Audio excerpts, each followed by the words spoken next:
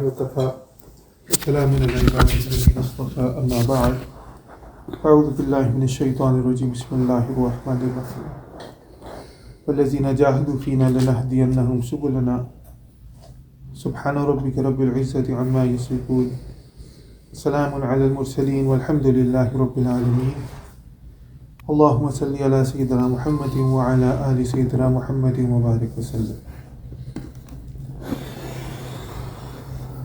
One of the things that we have been emphasizing when we talk about the spiritual states, the halat, the kafiyat, the maqamat that a person may go through, is that you really have to put in the effort. This is called riyaza, it's called riyazat, it's called mujahida.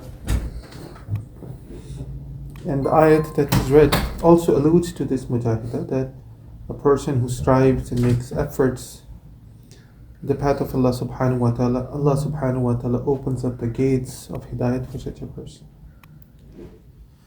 Now, what is this mujahida? It is translating the niyyah, putting in the himma, and then manifesting that into some action. It is recognizing the truth and aligning your wujud with the truth and making the effort to get it. This is really what the mujahida is when we talk about mujahida nafs, that you recognize the ultimate truth, the haqq, and then you align all of your faculties, all of your energies that Allah subhanahu wa ta'ala has bestowed upon you in gaining that haqq. Okay? Everybody has some energy, right? One of the things that I remember that in one of our leadership programs, somebody asked us a question about time management. It's like how do you manage your time?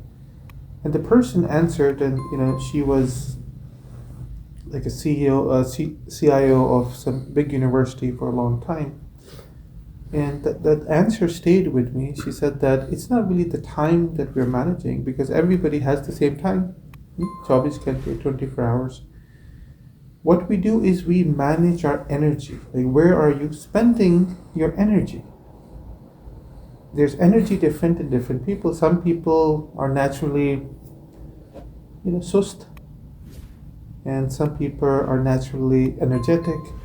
But whether you're sust, whether you're energetic, where is it that you are spending that energy? Right? Because the time is ticking for each and every one of us exactly the same way. It was the same for Rasulullah sallallahu alaihi wasallam. It was the same for the Sahaba Kiram Rizwanullahi Ajma'in, all the awliya, all the ulama. It's the same. Time is the same, but it is the energy, and we all know this from experience. Well, maybe not you yet, but the energy. It's a graph that goes up, and then it goes down. Meaning the himma that a person might have at your ages, it is double, triple, quadruple of what somebody might have when they're older.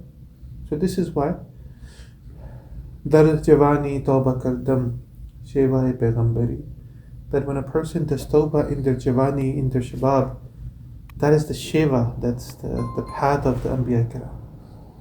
So this is the time to actually do the mujahida. खेतों को दे लो पानी के बह रही है गंगा, कुछ कर लो नौजवानों उठती जवानियाँ है. That we have to become people who are able to put that intention and that himmat into the right action. We cannot become people who are just fantasizing all the time, daydreaming all the time. मोहब्बत मुझे उन जवानों से है सितारों पे जो डालते हैं कमल. Allama Iqbal says that I love those Najwan Shabab who are able to put this anchor on the stars, meaning to aim high. So this is really, and now different people have different kinds of mujahidas. For Ammi like us, we have to make a mujahida, for example, for tahzeeb-e-ikhlaq. Recognizing that, there is this ikhlaqi ta'amir, this reconstruction of our ikhlaq, from razila to hamida, that needs to happen. And so you have to pick mujahida, because again, it's difficult to change. We have established this already.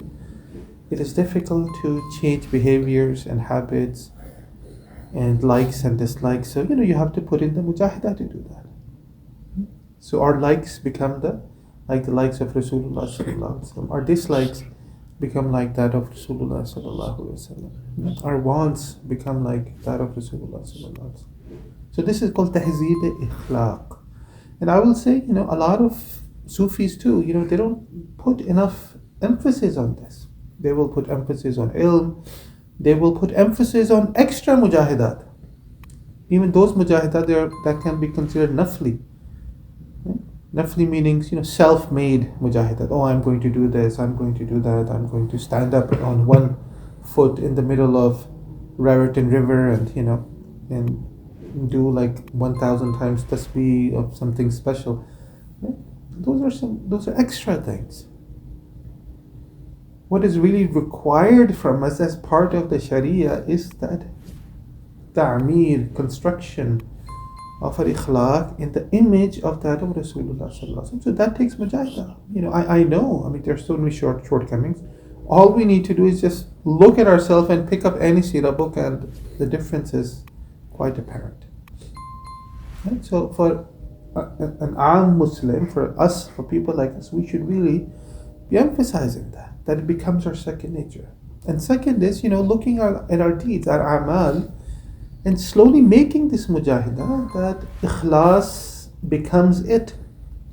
Mukhlisina lahuddin. That this sincerity in all of our actions, because a lot of times, as Haji Imdadullah Mahajir Makki rahmatullah ta'ala used to say, that all ibadat begins with the riya, then it becomes aadat, then becomes ibadat. A lot of times for us, we get stuck in the riya. A lot of it is showing off.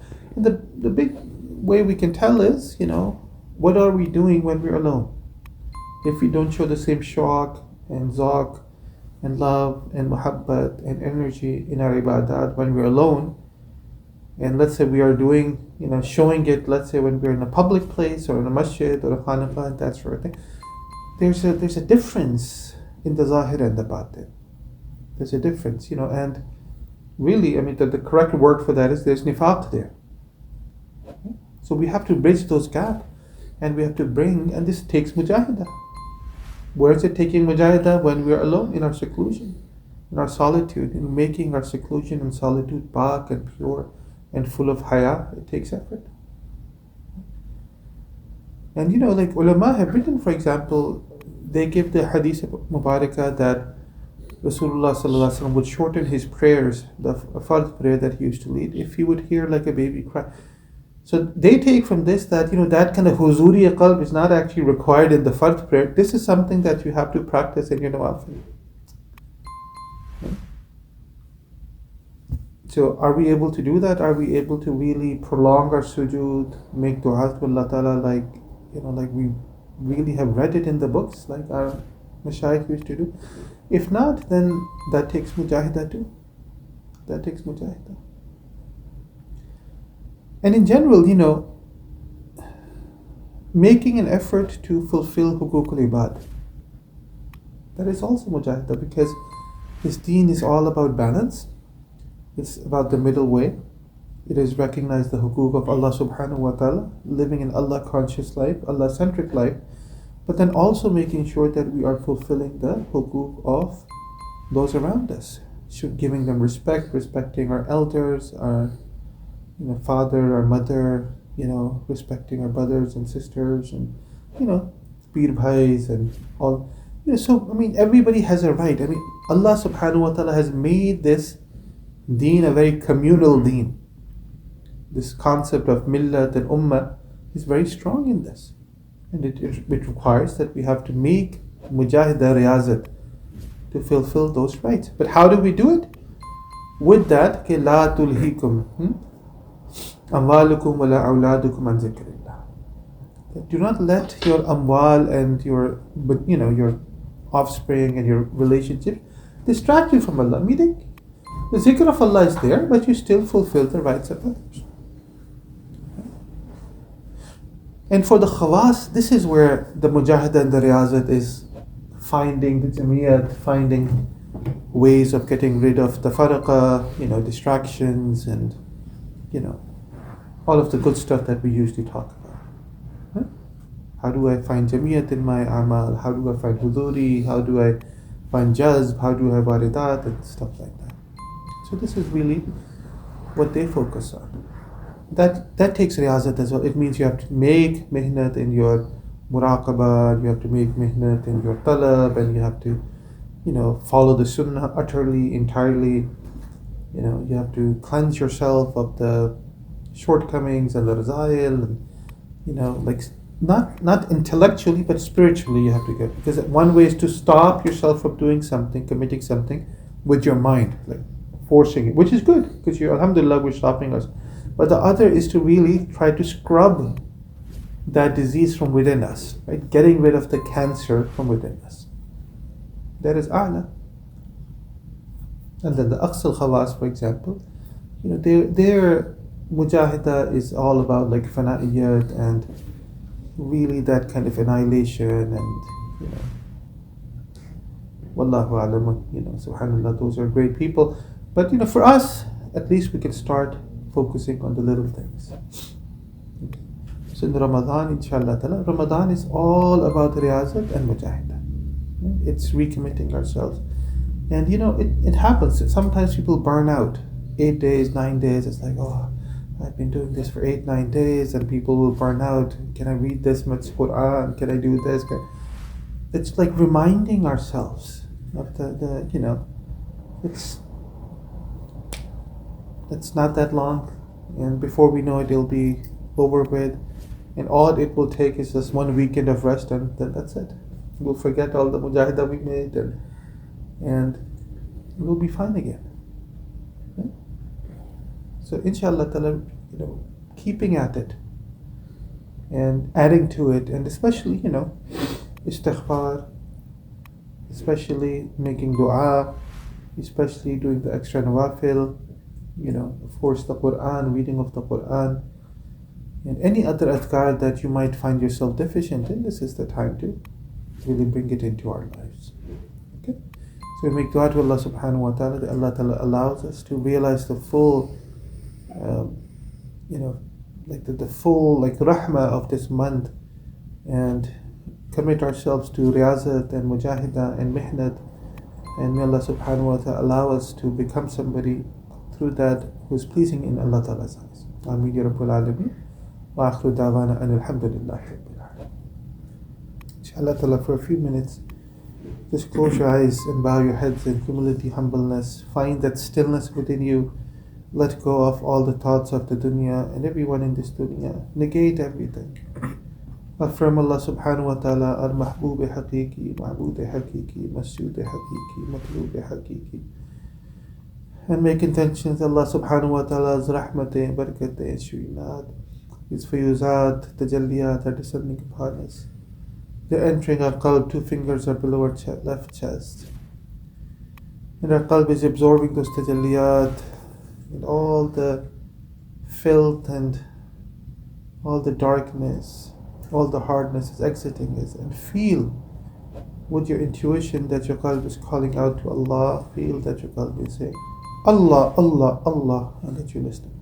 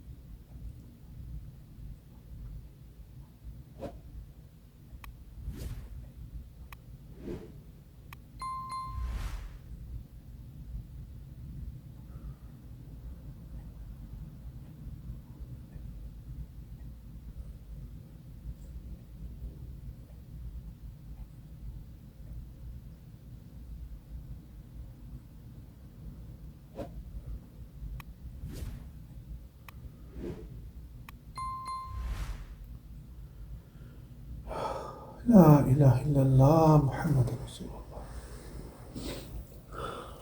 سبحان ربي على الوهاب. اللهم صل على سيدنا محمد وعلى آل سيدنا محمد وبارك وسلم. ربنا ظلمنا أنفسنا وإن لم تغفر لنا وترحمنا لنكونن من الخاسرين. رب اغفر وارحم وأنت خير الراحمين. اللهم يا مقلب القلوب ثبت قلوبنا على دينك. اللهم يا مصرف القلوب صرف قلوبنا على طاعتك. يا الله يا رحمن يا رحيم يا أرحم الراحمين يا حي يا قيوم برحمتك نستغيث. ربنا هب لنا من أزواجنا وذرياتنا قرة أعين واجعلنا للمتقين إماما. ربنا لا تزغ قلوبنا بعد إذ هديتنا وهب لنا من لدنك رحمة إنك أنت الوهاب. ربنا آتنا في الدنيا حسنة وفي الآخرة حسنة وقنا عذاب النار. رب زدني علما رب زدني علما رب زدني علما رب زدني عملا رب زدني عملا رب زدني عملا.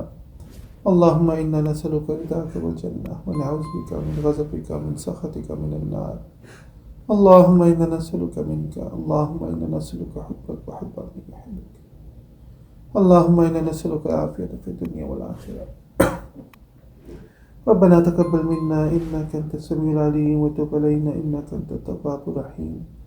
صلى الله تعالى على خير خلقه محمد وعلى آله وصحبه أجمعين برحمتك.